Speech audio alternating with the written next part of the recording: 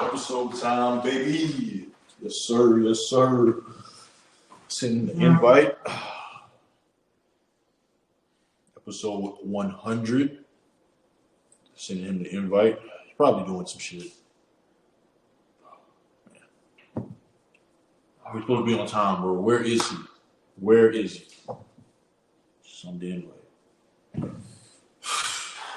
Bro, are you gonna send me the invite already? Can you take the invite? I'm waiting for it. Literally open your email. I'm staring at 100 episodes in, and you want to not like, open how the email. long do we have to do that? How many episodes do we have to do before you send me the link? Just one email. You got all the other emails. Just check your spam, check your promotions, email. Just check the email. Oh my God. Jesus Christ. Try to send it again.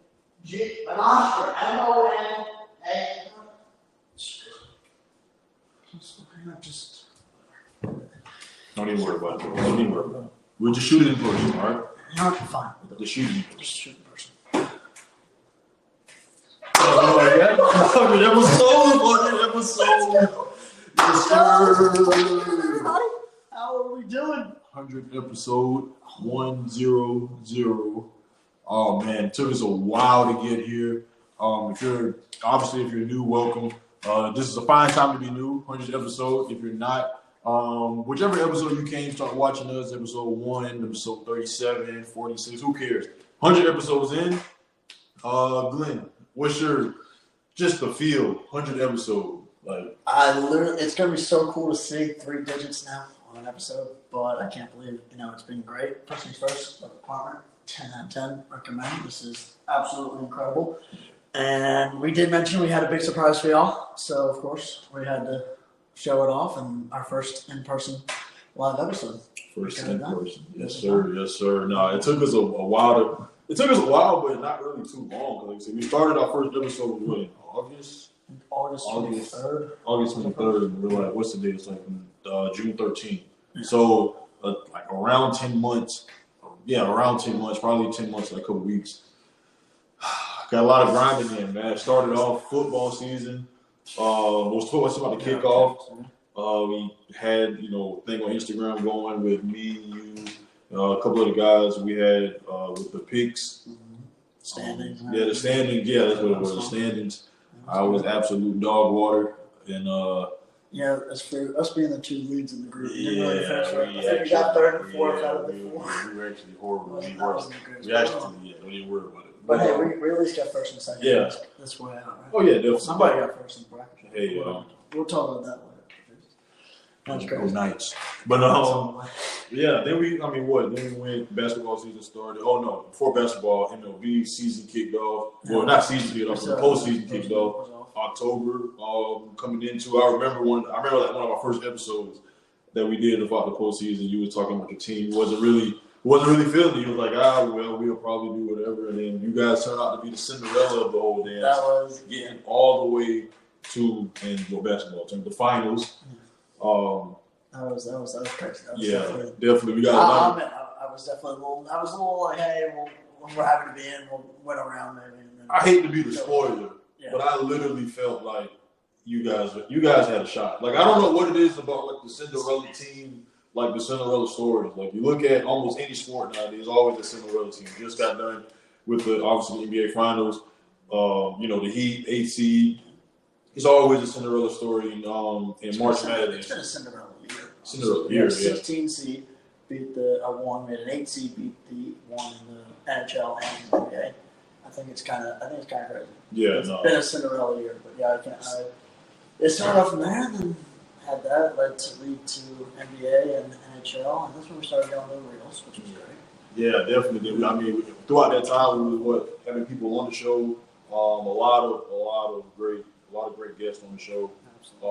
Getting a lot of conversation and stuff like that in with those guys. And I mean, again, shout out to everybody who helped us get here to this point.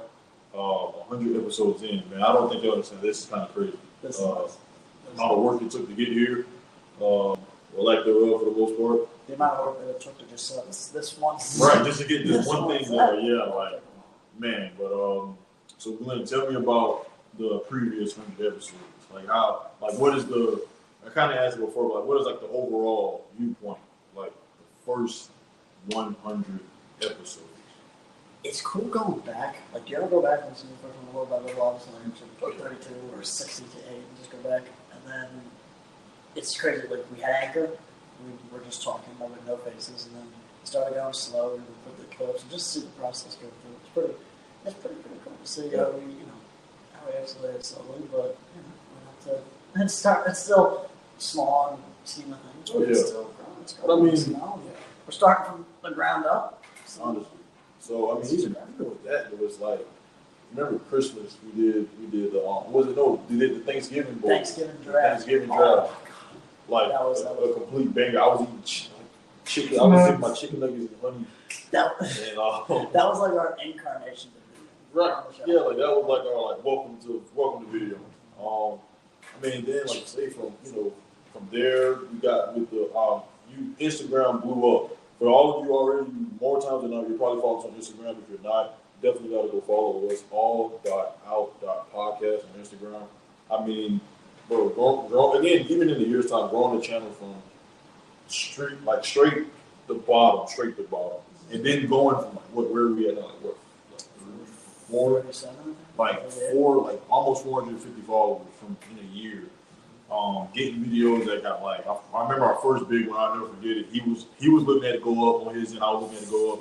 Like, bro, look, we're almost near 1,000 views. And then one of our most recent videos going 20. What is it? 20? What is it?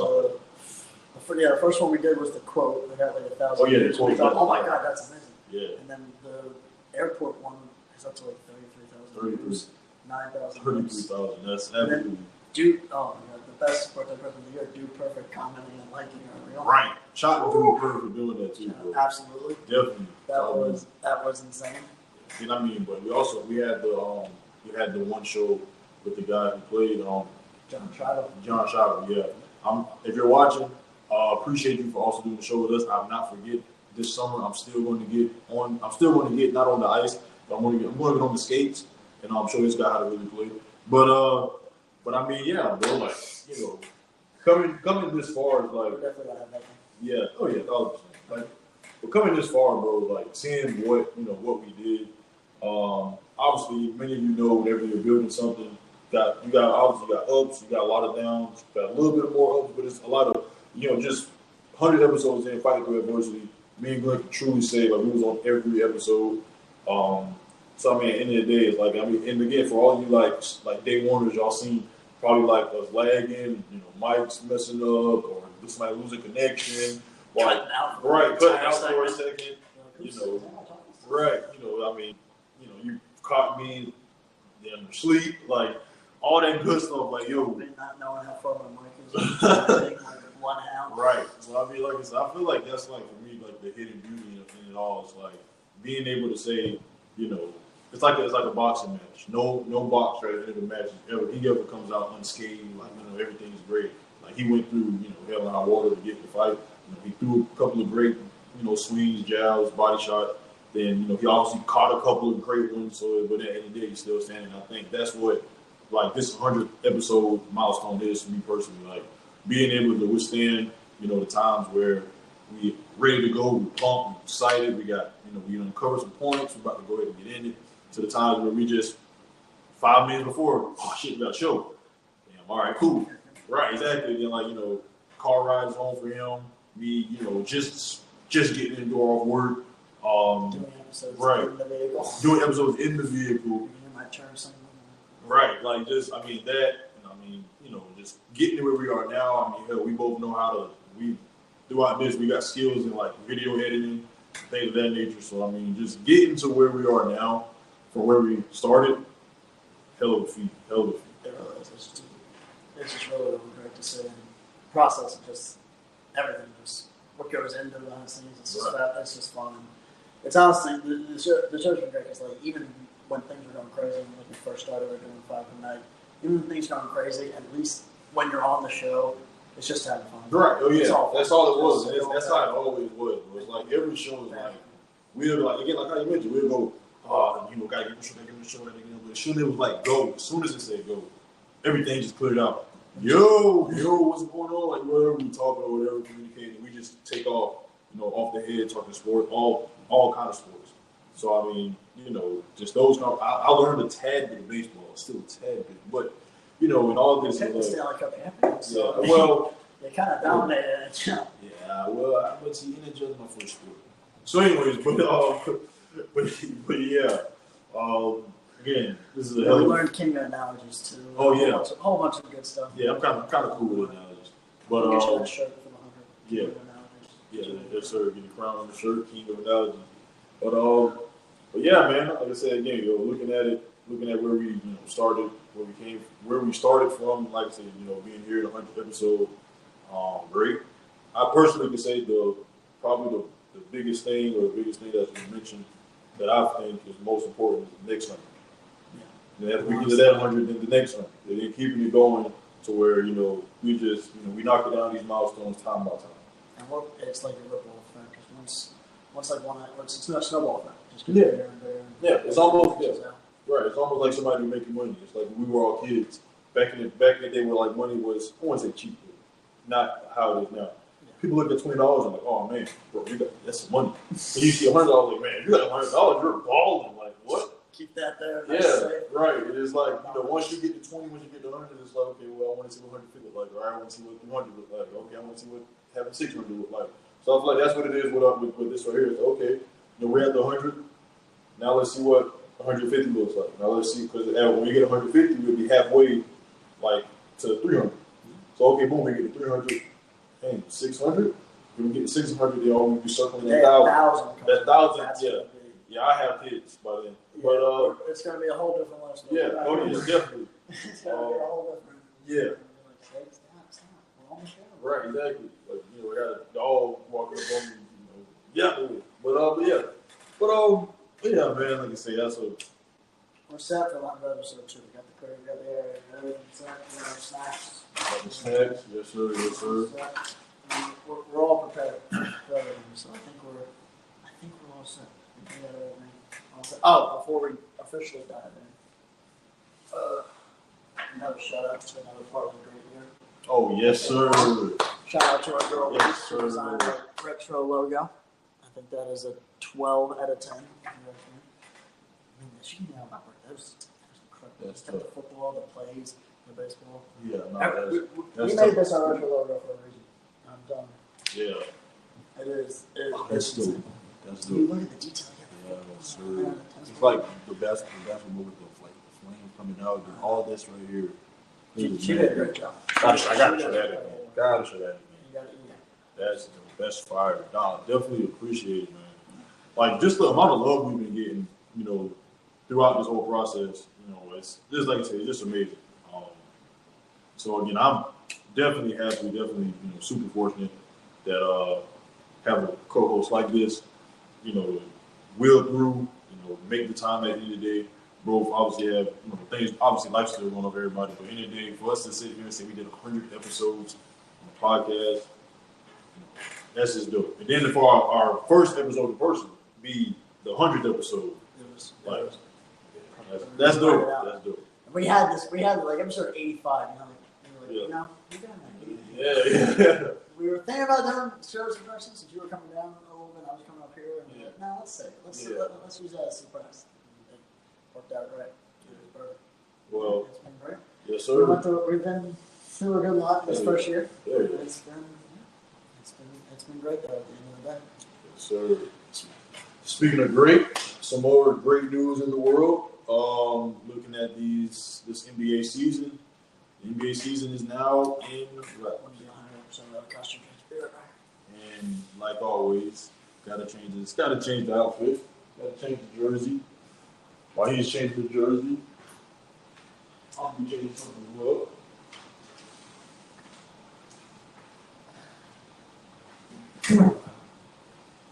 Oh, also, definitely, since it's the 100th episode, I'm not going to tell you exactly what we did, but definitely tune in. Make sure you're following us on Instagram. Definitely got something coming you guys away. A super special video, crazy video of that coming your way. It's crazy actually hearing what you say when I do that because half the time my headphones are down, so I can't hear the things. I'm like, oh, that's what he said when I was away. Yeah. Shout out to the coach. Yes, sir. The late great Kobe himself.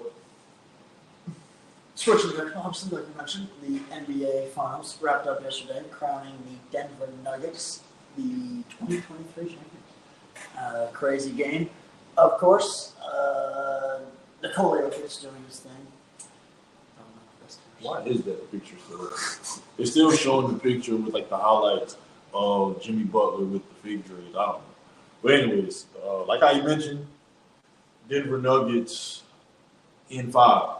Denver Nuggets basically took the series really as soon as it started. I mean, they had a hiccup game 2, couldn't close, but at the end of the day, what Denver has accomplished this postseason now gets the highest team value you can have in basketball, which is now NBA championship, NBA champions. So Glenn, I talk a lot. So I'm gonna give it to you.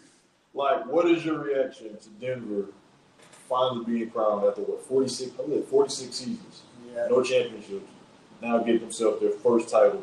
No, there's really very few teams that deserve it more than Denver. They played every aspect. They didn't go out even after last year and go for a big mega superstar. They just got gold pieces because they knew who they had in Michael Porter Jr. and Michael Porter was that's right. And Jokic obviously is, I think, the best player in the league now. But we'll obviously dive into that more. I think it's just absolutely incredible for them. They did out of this mind incredible, and like all their players stepped up when needed. It didn't look bright after that first half where their stars. I think they were like 1 for 15 from 3 at one point, and they thought it didn't look great, but a team like Denver, it's not easy to put them away. So they came back storming, and Jokic didn't go for like 45, 50 points, like what's the so-called all-star games, but he hit every clutch shot he needed in the fourth to keep the Heat just far enough away, and was the difference maker as usual. But I think it's amazing that they finally got their ring, and this is obviously going to spark many debates between. It's going to stock up Jokic's status and Butler's down a little bit. But speaking of Butler, I have a question for you. There was talks on your favorite show, First Things First. Favorite shows. Nick Wright and Chris. Shout out to Nick Wright. If you guys are watching this, definitely aspire to be like you guys. If we continue this, I aspire to be like you guys.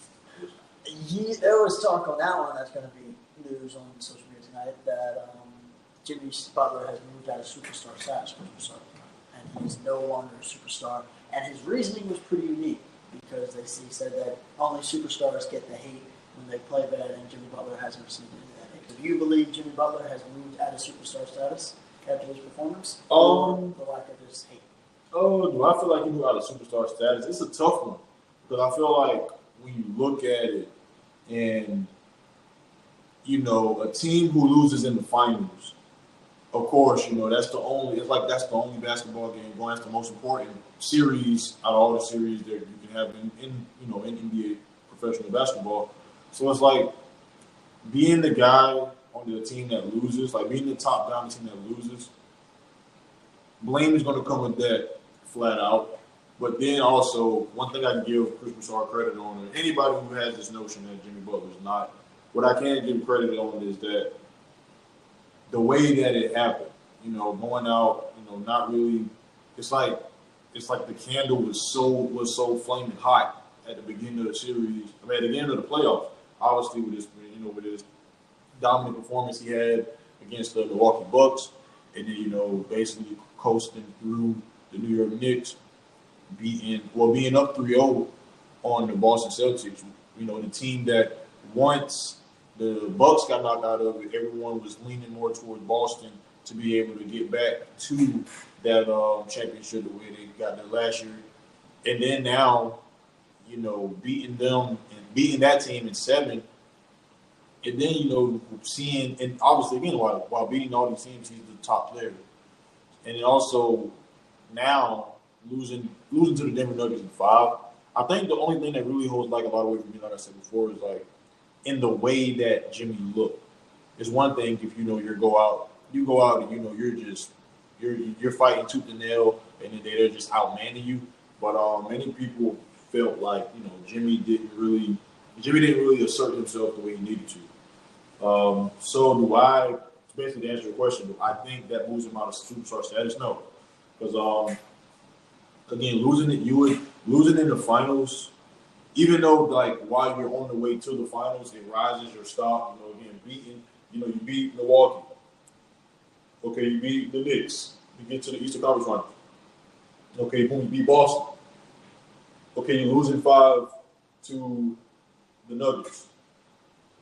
I don't think that should go. The threshold is right. You already crossed the superstar threshold. Right. You already dropped down. You're still there. At the end of the day, what Jimmy Butler represents in the playoffs.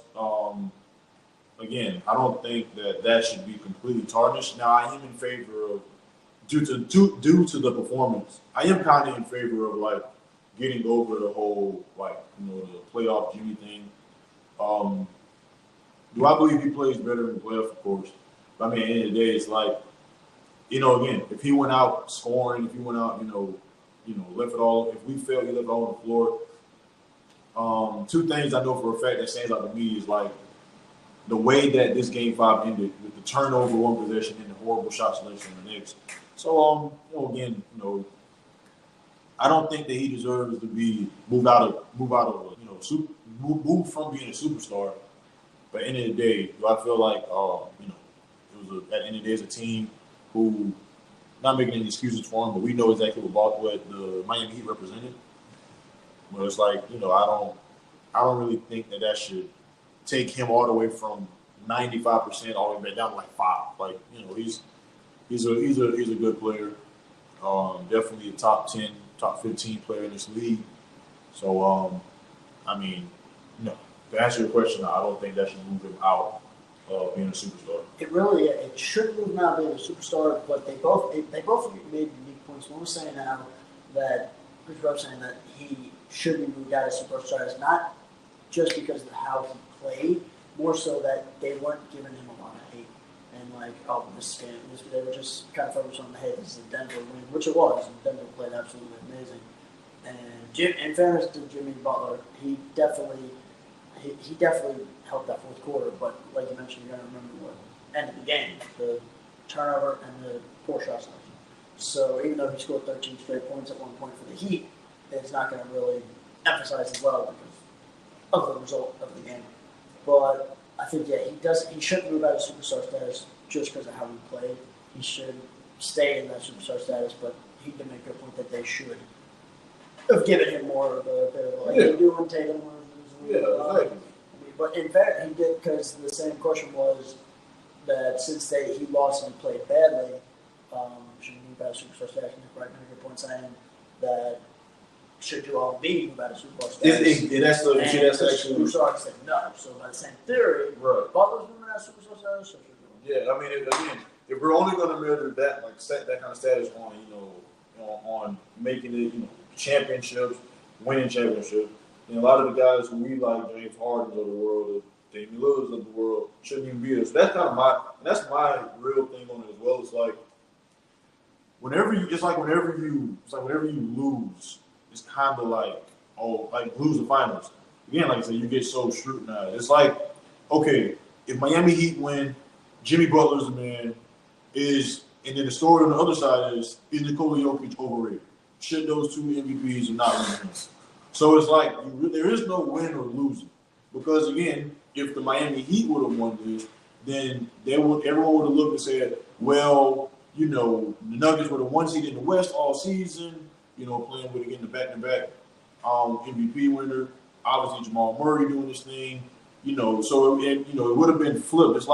It's almost like we're going to complain regardless, and that's kind of my whole thing. It's like again, I definitely believe that Jimmy Butler deserves criticism.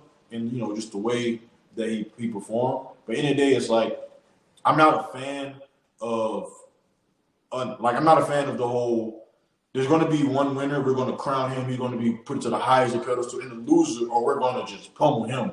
Like no. Like in the day, nobody who really watches basketball, even though as much as I admire. And I remember before the playoffs started, and I mentioned.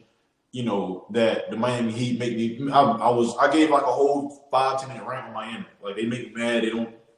They got they got the culture, but they don't really have like the players necessary to play. And one thing we'll get in a little later after we talk about this is like what should each team do moving forward. But again, it's gonna be we're gonna crown someone and we're gonna kill the other.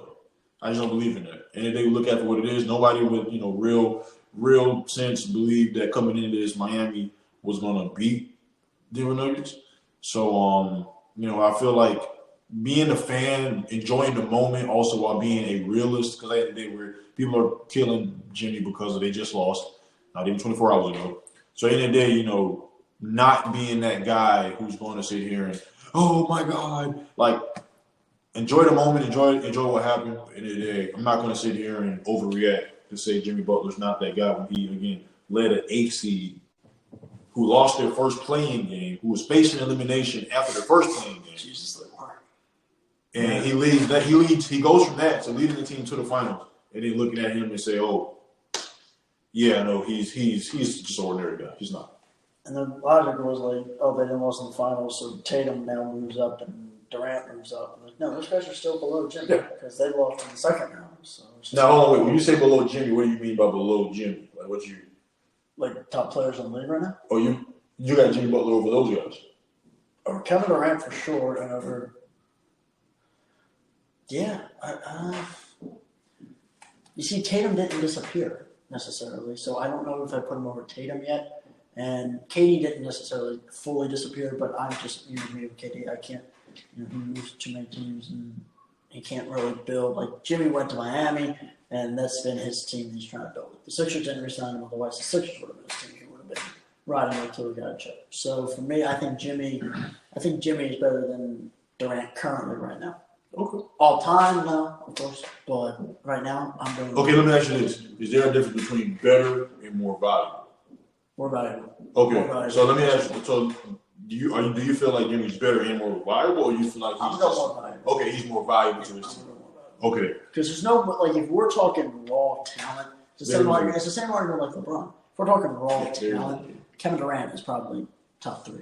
Yeah, he's the all-timers when you're giving talent. Yeah, we're just going straight pure talent, but at the end of the day, that's not what basketball just is. Because otherwise you put the 5 talented guys on the team and they're going to win every time. That's just not how it goes. Because you got other stuff that comes in play. Yeah. So, but I'm gonna be honest. Like, should we use the sunglasses? I feel like you're the one. I kind of wanted Miami win, but at the end of the day, I'm a Joker fan, so I'm not gonna do that. But one thing that I can, because honestly, when you mentioned he's better, no, I don't think he's better. At the end of the day, that's why I especially said more valuable. And I feel like a lot of people watching this probably, as soon as Glenn probably said he's better, I was like, want to turn it off. But at the end of the day, it's like, better? No. But when more valuable is a real question.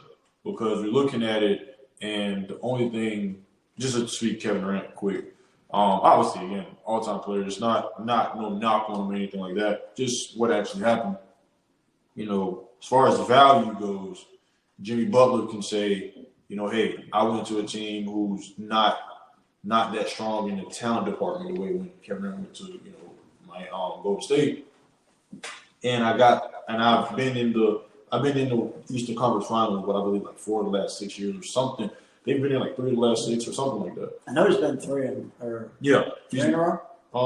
I know the bubble year, then when they lost. 3 or 4. Yeah, 3 or 4. 3 or 4. Bubble year, they got bumped in the first round by Milwaukee the following year. And then the election, yeah. So, yeah, 3 out of the past 4 years, we've been to the conference finals. And, again, the value part plays a role because it's like in the Miami. I'm not huge in talking to cultures. I just think it's overrated. I think people just use that as like a word or a term to really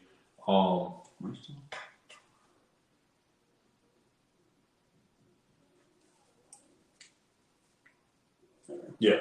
But I think many people use that as more of just a term, just to basically be lazy.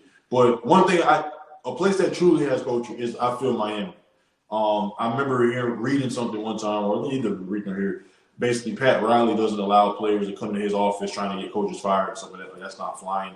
Looking at what they do as a coaching staff, that is a well-oiled system that, a lot a lot of stuff that other teams allow, superstars having the big heads. You can tell that Miami, they don't allow that. You know, they're a basketball team. It's not, you know, that the guy's team or that guy. No, it's a whole team thing. And I feel like when Jimmy Butler went there, it was like a no-brainer as far as like one of the best decisions ever Miami could have made, because what Jimmy Butler represents as a basketball player, at least to me, and what Miami represents as an organization in the city of Miami, in the state of Florida, city of Miami, in the state of Florida.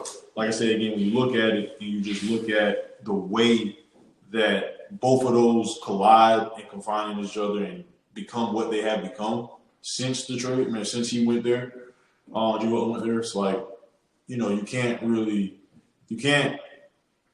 fault basically what they are and what they have become. And again, when you're talking value, I feel like Jimmy Butler, as far as being the guy on that team, I feel like Jimmy Butler is a very, very, very valuable person.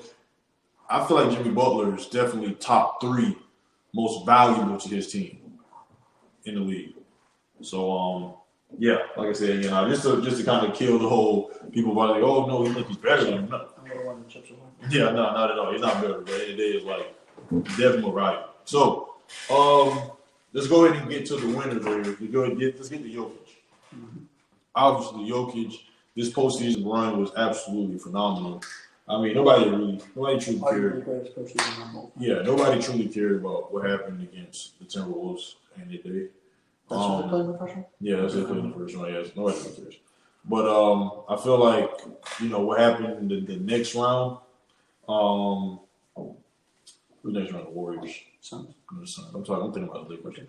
The Suns.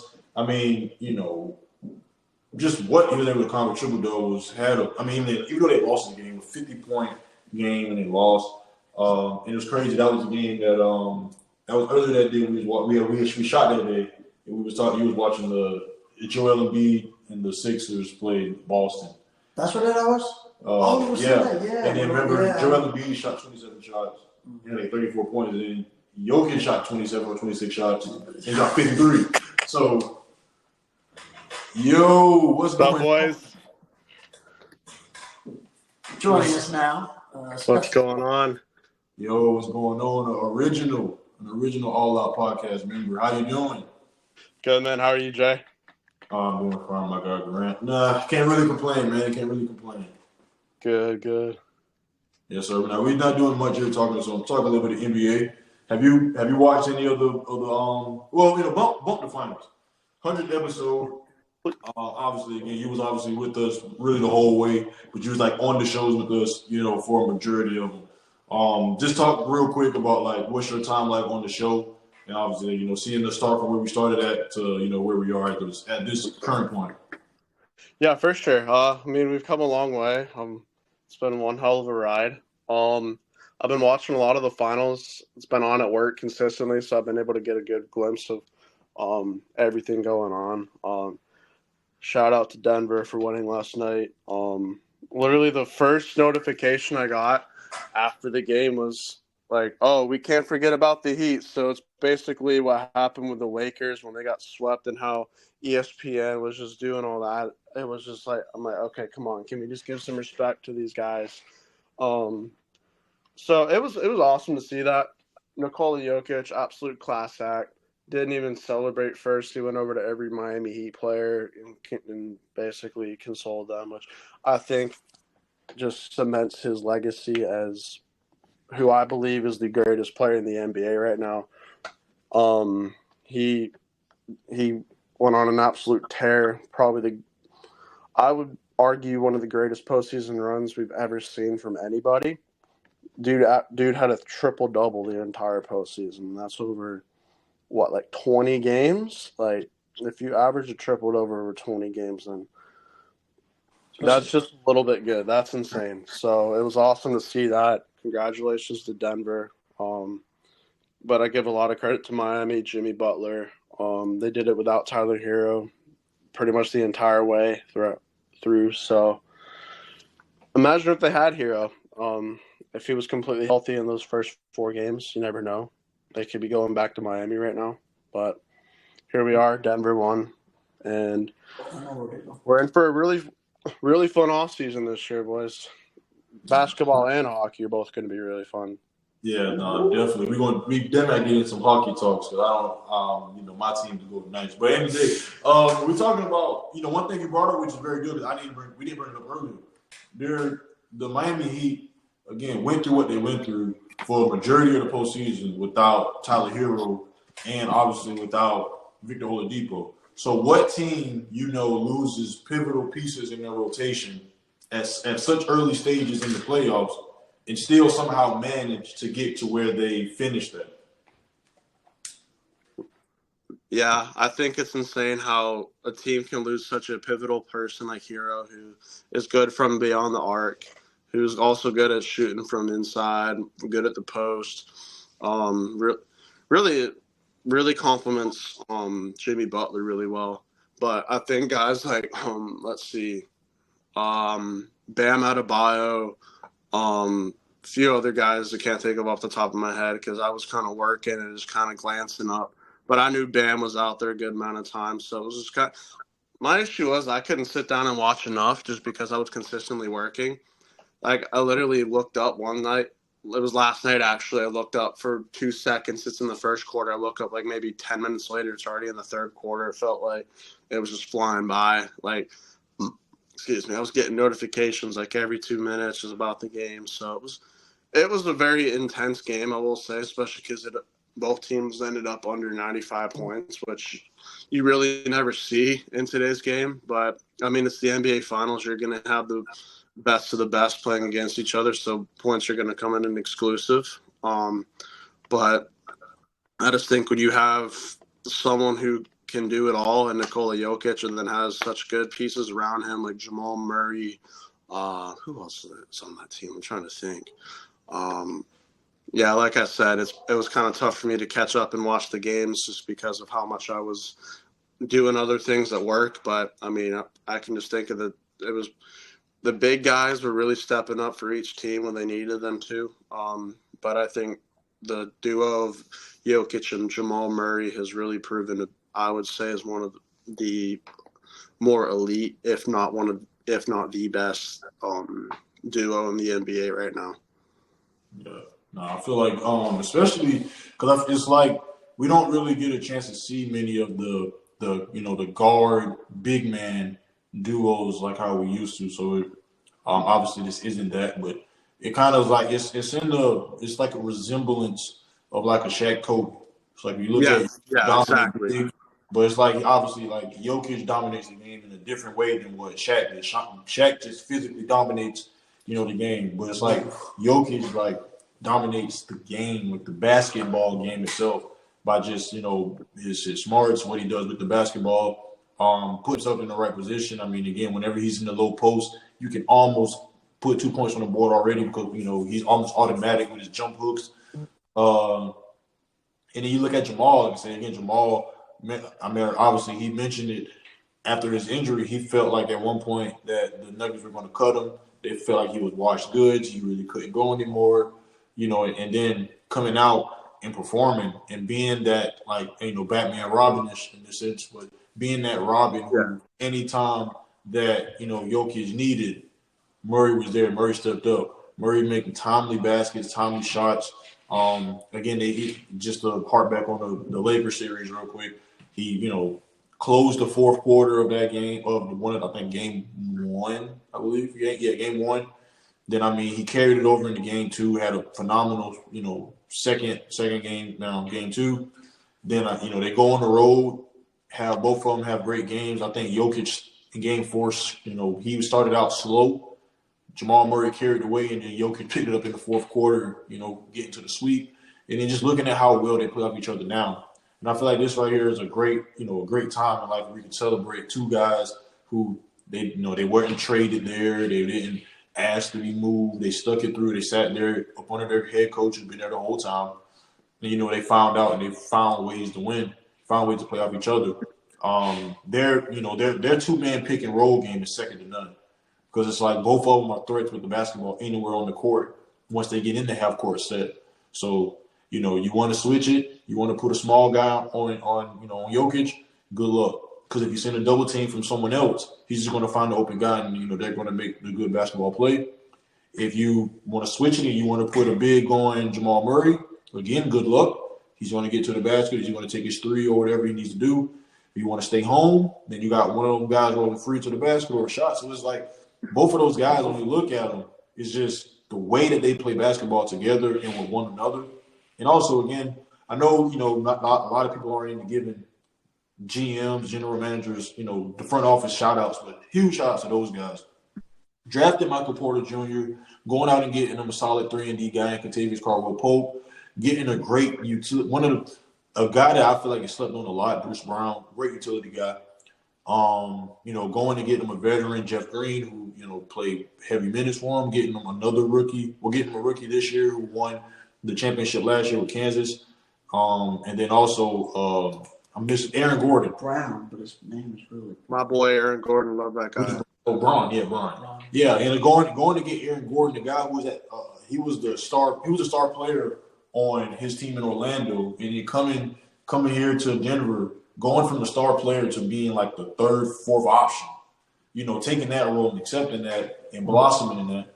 So, again, great job by their front office. It's very, very well deserved. But, yeah, again, looking at Jokic and Murray, this is a duo. This is a dynasty that – well, not a dynasty. I'm sorry. I didn't mean to say dynasty. We're just talking out loud. But this is a duo that if they can string more titles together, we'll be looking at them and probably putting them in that best duo ever conversation. I think that the good point, especially made by Aaron Gordon, he was asked to do too much in Orlando. If you ask me, he was asked to be a one. And like I mentioned last year, and people say, oh, well, Aaron Gordon's on the Denver team last year. How come Jokic, where's that Jokic help? Oh, he was asked to be a two last year. The number two guy in charge. When he's a great number four. He's an okay. He's good too, but when he's in the four position, he's incredible. Right. But also for many people who were asking a lot last year, it's like, what much more can we ask of a team that loses their definite second, third best players? And Michael Porter Jr., who obviously didn't play a lot, and Murray, who again was going through injury. So, again, for those guys, it's whatever. But at the end of the day, like I say, man, great stuff. Just great postseason run for Denver. The way that they dispatched the team. So they didn't go six. I think they went 6 games. Was anybody get 2 games off of them? I think Phoenix. Phoenix was the only one. 5-game series. They've went 16-4 this playoff run, which is just incredible. Yeah. So they got the Timberwolves got 1, the Suns got 2, and then Miami got 1.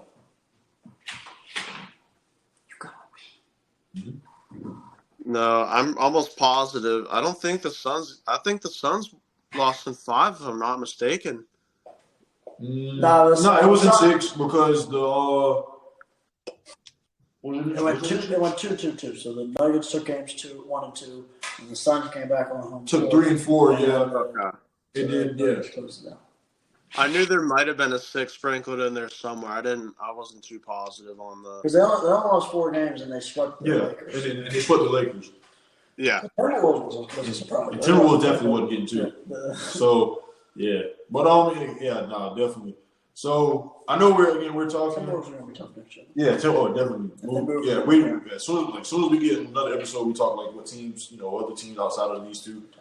Yeah, they're gonna be great. But we got a lot of basketball to cover. We're gonna cover a lot of basketball. Probably get into tomorrow or our next episode. What should each team do? But we can't sit here. We'll be remiss to sit here and talk all day about basketball, not getting into some NHL. Where we got Mr. Grant sitting here, and we got Glenn sitting here. Glenn's gonna do the honors. So Grant, let's talk about my Golden Knights. I would love to say I told you so. But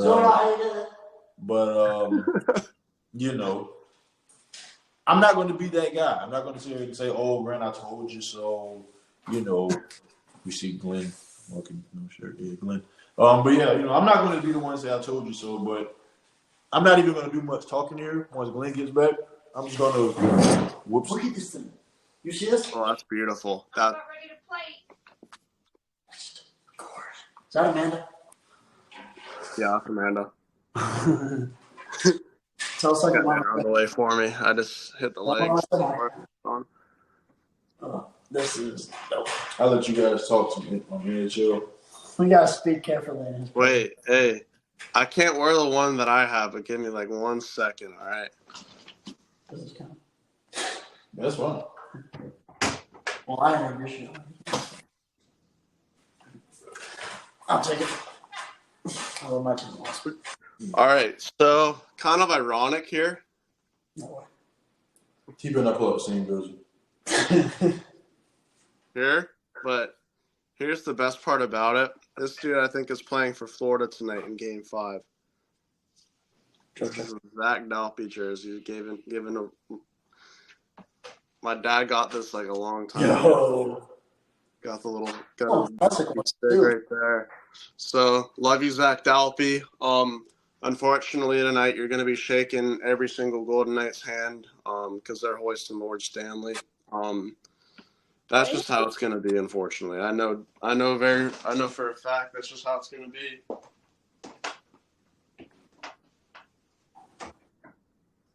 You have them going in 4. You have them going tonight, finishing 5. Oh, 1,000%. The Knights, Brandon Montour for the Panthers said he was okay to go tonight. Matthew Tkachuk's status has been in the air since Game 4 ended after that massive brawl as the horn sounded. It's quite honestly really crazy how Florida even ended up here. I'm still really salty. Just one point out. I'm not going to talk about that, though. That was brutal. Just imagine if you beat the Blackhawks, this whole thing would never happen. Yeah, and then we would have been like probably gentlemen swept or lost in 6 to the Bruins. Mm-hmm. Honestly, we only lost every game we played against the Bruins this year. We only lost by 1 goal, and it was a really close game. But then again, it came down to our crappy goaltending, and in the playoffs, it probably wouldn't be much better. So I wouldn't be too surprised. However, I mean, you got to give Florida a lot of credit. Matthew Tkachuk absolutely tore apart these playoffs. If you ask me right now, I think he's going to get the Hart Trophy over McDavid. I know I sound like an absolute buffoon for saying that. Yeah, I know McDavid scored 150 points this year. Dude lost in the second round. Like, come on. If you're going to score 150 points, at least make a deep run, losing 7 in the conference finals, or even go to the Stanley Cup and losing 6, something like that. But Mr. Tkachuk literally went out and he just – difference as far as valuable, but I think McDavid's stats number was just way too big this time. I mean – 50. I can agree with you. Like, since your boy Mario. Yeah, it's unbelievable. I mean, I want Tkachuk to win it, but I know McDavid's going to win it. It's like I feel like Tkachuk's more deserving, but I know McDavid deserves it. Like, it's like as a fan, I believe Tkachuk deserves it. Just I know it's a regular season thing and kind of mixes in a little bit of playoffs too. McDavid didn't really do too much in the playoffs. I mean, they beat a Kings team who had really terrible goaltending all year long. I mean, when you have Jonas Korpisalo and Phoenix Copley as your 1 and 2 in the playoffs, Korpisalo, no, all due respect, is a good goalie, but he hasn't really proved himself outside of his All-Star campaign in 2020 with the Blue Jackets, but we know where they're at now. And then Phoenix Copley, I mean, he kind of was mid. So I don't really know. But, I mean, I just think when you go up against Vegas, I thought in Game 3 when Laurent Brossoit got hurt, that was a really big break for Edmonton. I thought Edmonton was about to absolutely run away with the series and eventually go to the Cup. But Aiden Hill has come in and just absolutely shut down everybody he's played against. He won 3 straight. Came in and won Game 3, lost Game 4, and then he won He was 3-1 against the Oilers, and then obviously went 4-2, won the conference finals. So he's sitting 7-3. Now he's sitting 10-4 in the playoffs.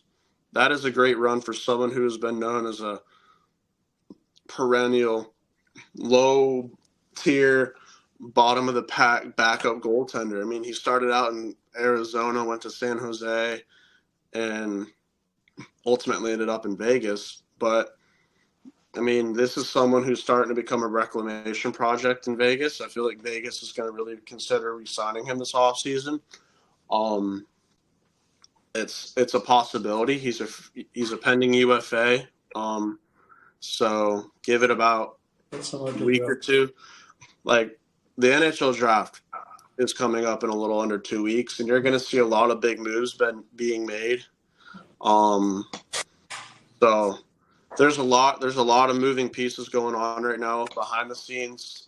As announced today by a few guys north of the border via Sportsnet, Patrick Sharp is taking over as a special advisor to the hockey operations in Philly. So What you just say?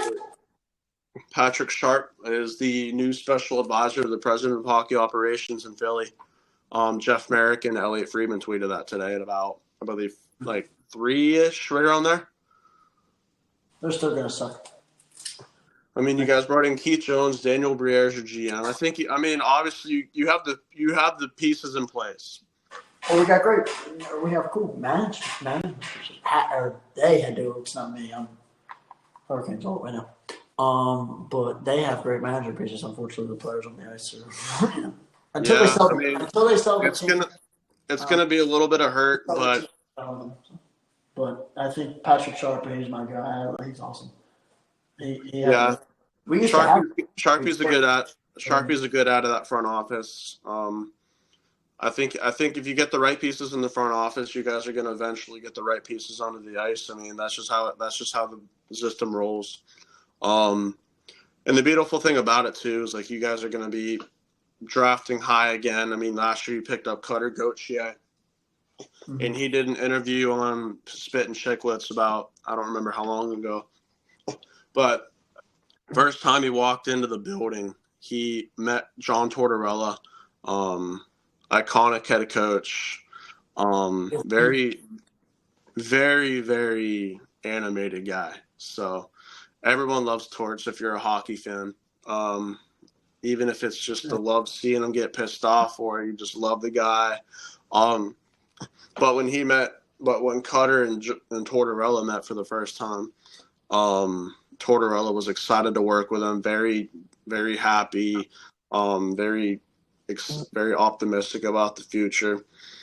Just shows that they got some guys that are willing to work. I wouldn't be surprised to see Gauthier make his way to the Flyers lineup this upcoming season, especially after the Ivan Provorov deal. Very tough trade. I read through that entire thing. Lots of moving pieces. It wouldn't surprise me to see guys like Carter Hart and Travis Konechny find their way elsewhere by mid-October.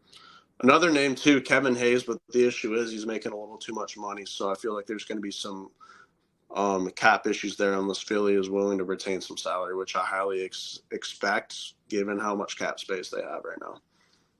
Very fair, and I agree that Hart and maybe not Hart, but I do see Konechny possibly moving, even though he's inked up on a contract. Because, even Brewers, they're in the real rebuilding phase. So, Carter Hart, I think, is an incredible goaltender, but he just plays for the Flyers, so it just doesn't really show. Yes, I believe when that team you guys fielded in 2020, when we went to the Toronto, I feel like they got hot at the right time. Then obviously 2020 happened. We all know what happened. And the Flyers, I thought they were going to be a cup-bound team, but they've not. The team that knocked you guys out has knocked us out probably just as much as the New York Islanders, and I sure as hell don't like them, and I know you don't either. They've always been a team I've despised, just like their crosstown rivals, the New York Rangers, who, ironically today, speaking of the Rangers, Peter Laviolette is their new bench boss, new head coach, as announced this afternoon. Another thing I wanted to touch on, speaking about goaltenders, Glenn, News out of Winnipeg. We're hearing Connor Hellebuck, one of the top, I would say, top 5 goaltenders in the NHL. He has said everything except actually saying this. He's pretty much looking to be out of Winnipeg by the end of this summer. It would not surprise me if he gets traded at the NHL draft or over the next 8 weeks or so. There are quite a few suitors, and one of them actually happens to be my Pittsburgh Penguins, which I'm pretty intrigued by, especially because we just picked up Leafs legend Sue Greyhound aficionado Kyle Dubas. So Winnipeg. Who wants to leave Winnipeg? Well, Winnipeg's about to head into a rebuilding phase. Their GM openly said that they're getting ready to just kind of blow it up, especially. I mean, I thought they were going to win their division this year, but mid-February they lost 7 of 21. They won only 7 out of like 20-something games. They were just absolutely terrible. So guys like Kyle Connor, Pierre-Luc Dubois, who's openly requested a trade, you're going to see Hellebuck probably get looked at. Josh Morris, he's probably someone who's on the up and up, especially because he's starting to break out into his own as a really good defenseman. There's quite a few moving pieces going on in Winnipeg, and I wouldn't be surprised if they start to detool piece by piece over the course of about the next 6 weeks or so. They'll probably end up being a completely different look team. Yeah, so they're gonna shake up a few things, and not the other team's gonna make those moves for sure. But, well, who's your pick tonight as far as score? I know you're picking Vegas. What you got for? Give me 2 stats that you're gonna give me the score and give me at least 1 goal scorer. All right. So I'm taking the final score is gonna be it's gonna be the tightest game of the series so far, 1,000%. Sure. Sorry, boys. My mom just gave me dinner. I just want to let y'all admire this. We got chicken parm meatballs. I don't know on the show. Noodles. So good. My fellow Italian Glenn knows all about this, so we live and love the good stuff. But final score tonight. It's gonna be a very tight scoring. Well, there's gonna be some scoring. That's for dang sure. I think your final score is gonna be 3-1. It's gonna be a 2-1 game going all the way throughout the third period. All the scoring is going to occur in the second period, actually. I believe that I'm going to go ahead and say Carter Verhaeghe for Florida. And then my goal scorers for Vegas, I have to say Jonathan Marchessault. That dude is absolutely electric when he's on the ice. Why not throw a Jack Eichel in there? Someone like that. And then I think your Conn Smythe winner this year is going to be it's either going to be Jonathan Marchessault or Jack Eichel. I mean, it's going to be one of the two guys. Mark Stone's another honorable mention in there. But I'm taking Verhaeghe and Jonathan Marchessault as locks to put the puck in the back of the net tonight. Sleeper pick for even though they lost, or if they lose, I think Kachuk will be in there for sleeper pick. I think Kachuk's going to have a factor. I just don't think he's going to get on the score sheet. He may assist on a Verhaeghe goal. However, I feel like Kachuk's going to be a lot more valued with what his father was known for, and that's using his big frame and big body to throw his weight around and really wear and tear down on these Vegas Golden Knights, because I guarantee some of these guys are playing with some injuries that, you and I can only imagine how painful that can be. I remember a few years ago, I'm trying to remember a pretty major case. Someone played through Joe Thornton in 2016. Yeah, he played through a torn ACL and MCL.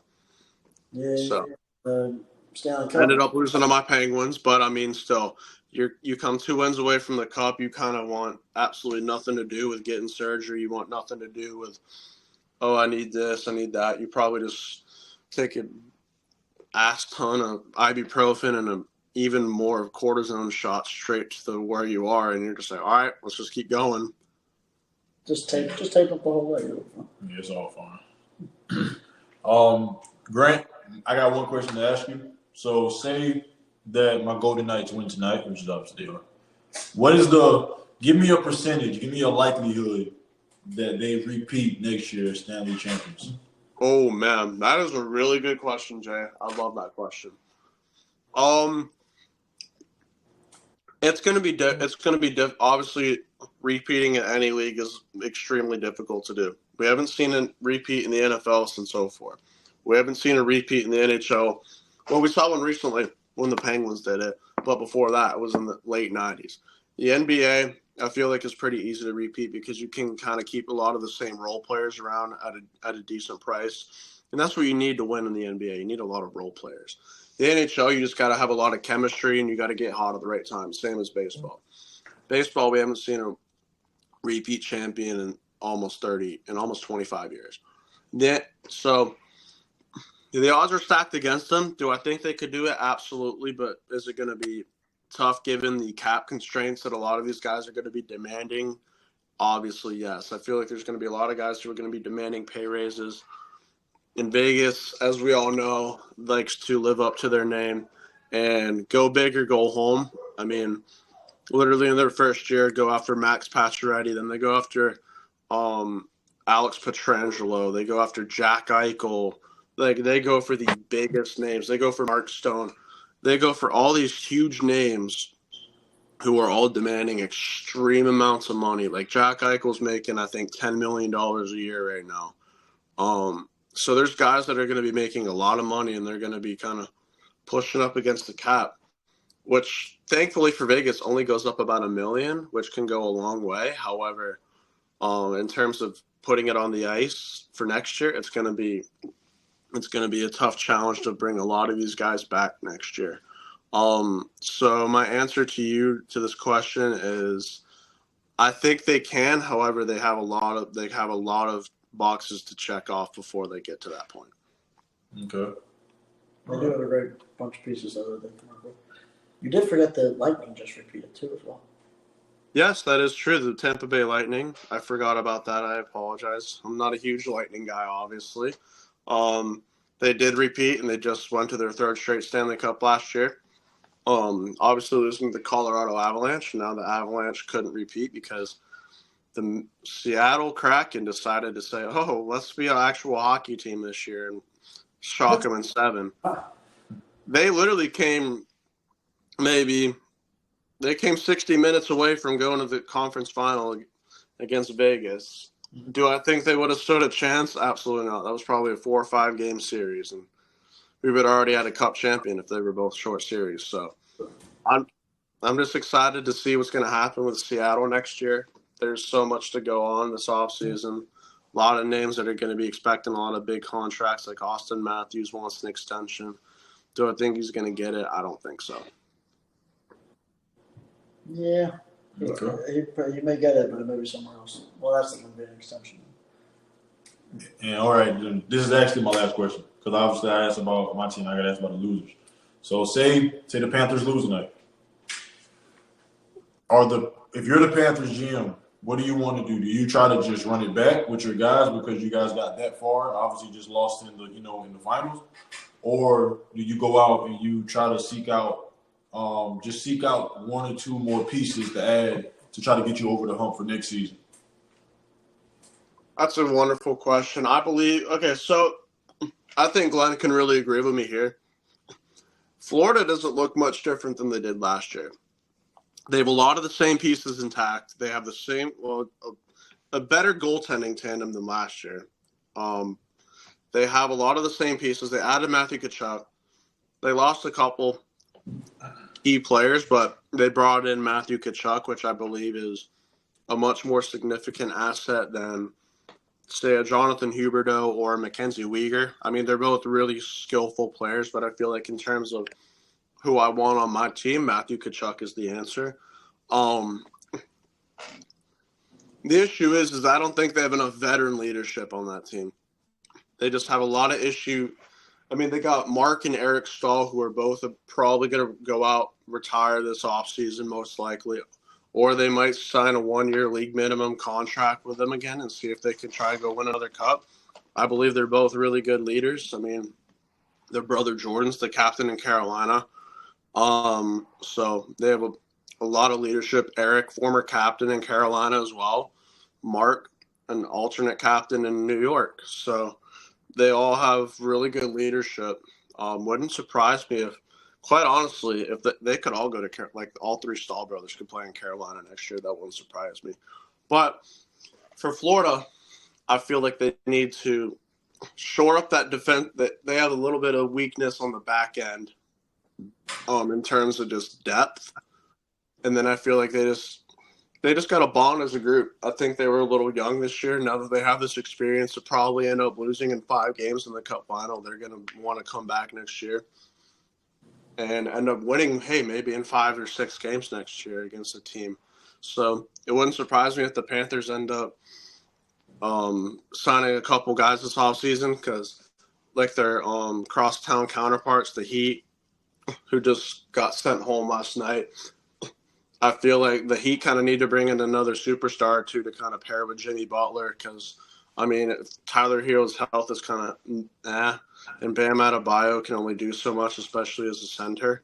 I feel like you have to kind of look into it and kind of be like, okay, let's see what we can do to improve our team without mortgaging too much of our future because we know last year they went all in, they sent draft picks to Philly, they sent draft picks to Montreal, and they were first rounders too. They were big draft picks. So they're not drafted in the first round until I believe it's 2026. So they kind of have to be in the win now mode and be really careful, or else if they end up losing and putting themselves in jeopardy, other teams are going to take advantage of that. Because this year, the Montreal Canadiens, who had their first round pick this year, at one point were expected to be drafted in the top 10 with that pick.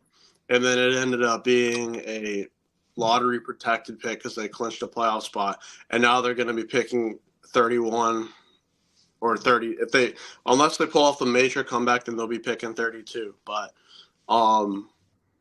Florida kind of said, screw you, Montreal. We want to go ahead and shove this up your ass, which I really love because I've never been a fan of the Canadians.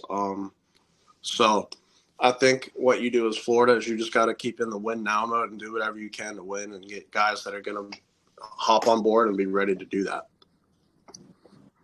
Yeah, I think they're definitely, because, I mean, they're kind of like not as bad as the Clippers, but they're like the Clippers as far as giving up their long term, you know? Yeah. Just minus the whole terrible owner thing like Donald Sterling, but we won't talk about that. Yeah. No, they're definitely going to be around for a while. Game 5 starts at 8:30 tonight or 8? 8. 8. It was 8:30 or 8? Or 8. 8. Straight up. 8 on TNT. Kenny Albert with Keith Jones and Eddie Olczyk and Brian Boucher between the glass. Make sure you tune in to the pregame show at 7:30. You got the great one, Wayne Gretzky, Anson Carter, Paul Bissonnette, Biz Nasty, Liam McHugh, and Henrik Lundqvist, some of the best hockey personalities to ever grace the face of the earth, and the most entertaining hockey player in Paul Bissonnette. So y'all go watch the pregame show. It's a lot of fun to watch those things. I haven't been able to because I've been working. Finally got a night off so I can finally watch this beautiful game of hockey. Hopefully we can enjoy. We can all enjoy it. It's definitely gonna be a good one for sure. And hey, maybe by night's end we get to see the greatest trophy presentation and the greatest trophy in all the sports. It's not any trophy you can drink out of. It's definitely the best. Yeah. Nothing compares to the 3-foot-tall, 35-pound cup of silver with a bunch of Hall of Famers' names on it. It's just the most. It's majestic. That's just putting it lightly. It's just an awesome looking trophy. Excellent. Well, Grant, thank you for keeping us company today on our Always. fun. You got number of tests. Isn't that cool? Oh yeah, that's dope. But, On our 100th episode, it was great. Glad we were able to talk a little bit of NHL and the Denver Nuggets are now the king of the NBA. sir, hopefully we crown the NHL champ tonight.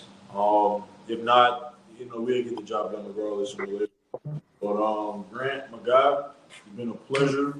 Appreciate Yes, you indeed. and chopping it up with us, spending some of your time, your free time. Always. Definitely appreciate it, my guy. And obviously, you already know anytime you want to get on, just let us know. And we'll go ahead and get that rolling. For sure. Hey, if anybody has comments, anything about hockey, you guys know where to go. Yes, sir. I follow the podcast. I'm on the podcast. All you got to do is just literally DM me, and I'll answer anything you guys got. Yes, sir. I'm down.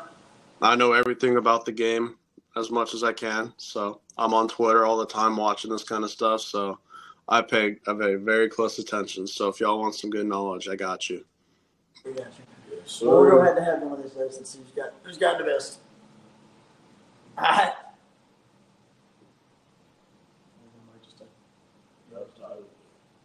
All right. Well, yep. I think you got anything else? Oh man, I mean, nothing like spending 100 episodes with the guys. Like I said, there's been a lot of stuff moving around in sports. At the end of the day, you say 100 down. Next milestone will be the next 100. Here's to another 100, boys. After that. Anything goes on with outside of that? Great episode. Great journey. Jay, it's been awesome. We were able to stick through it and work together. And we've had ups, downs, and growing pains all together, but no, it's been great. Sir. You too? Sir. There we go, boys. Just cut that out. Boom, boom, boom. There you go. Yes, sir. I'll cut out that. No, it's all good. Hey, it's all good. Our next 100, we'll have it down pat. We'll have it down by the episode 200. Yes, sir. Well, been great chit chat with you guys today. We'll say again, we'll see you on episode 101. Be on the lookout for our special video too. We made a video earlier. We haven't mentioned anything about it today, but we'll definitely have it up for you guys. It will be out very shortly. Yes, sir. There we go. All right. Peace. Deuces, boys. Yes, sir.